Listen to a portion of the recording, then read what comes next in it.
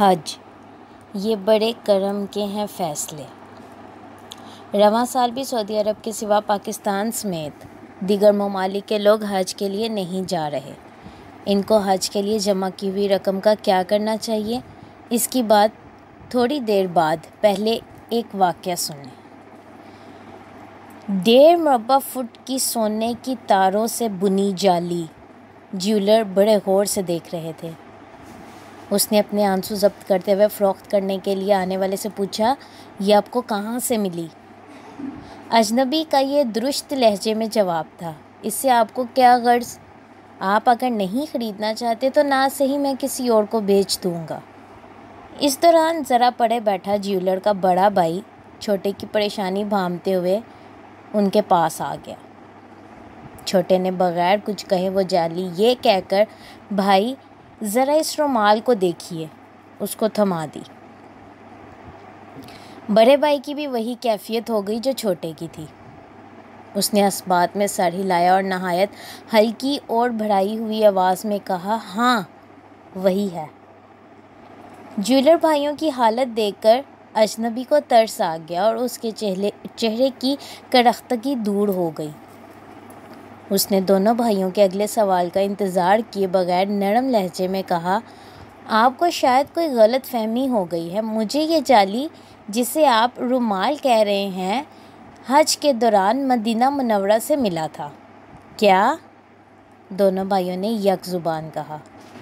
ہاں وہیں سے ملا تھا، میں فلاں سیٹھ کا ملازم ہوں، وہ حج پر مجھے ساتھ لے گئے تھے، وہاں وہ بیمار ہوئے، نزا کے وقت اشرفیاں یا جو بھی سکہ رائج تھا نگل گئے، میں پریشان ہوا، کھانے کو پاس کچھ نہ، واپسی کا زادے راہ، میں نے قبر کھود کر سیٹھ کے پیٹ سے اشرفیاں نکالنے کا ارادہ کیا، چاقو خریدا، قبر کھودنے کا سامان لیا، آدھی رات کو قبر کھود ڈالی، پیٹ سے کفن اٹھانا چاہتا تھا کہ ہاتھ کو کوئی سخت سی چیز لگی، وہ یہی جالی تھی۔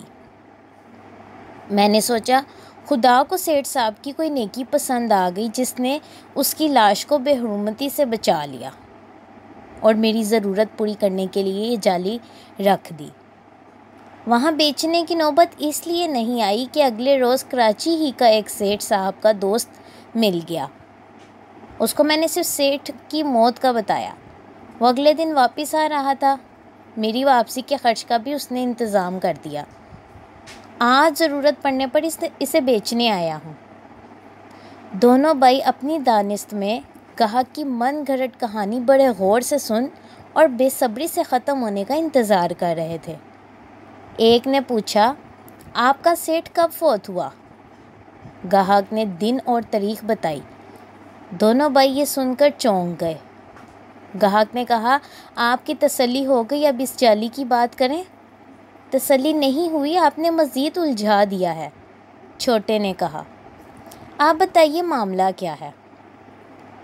گاہک نے باقاعدہ پریشان اور سونے کی جالی ہاتھ سے جاتے محسوس کرتے ہوئے کہا، یہ رومال ہماری بہن نے بنایا تھا، نہایت نیک اور عبادت گزار تھی، والد کے ساتھ حج پر جا رہی تھی، اچانک ایسی بیمار پڑی کہ سفر کرنا ممکن نہ رہا۔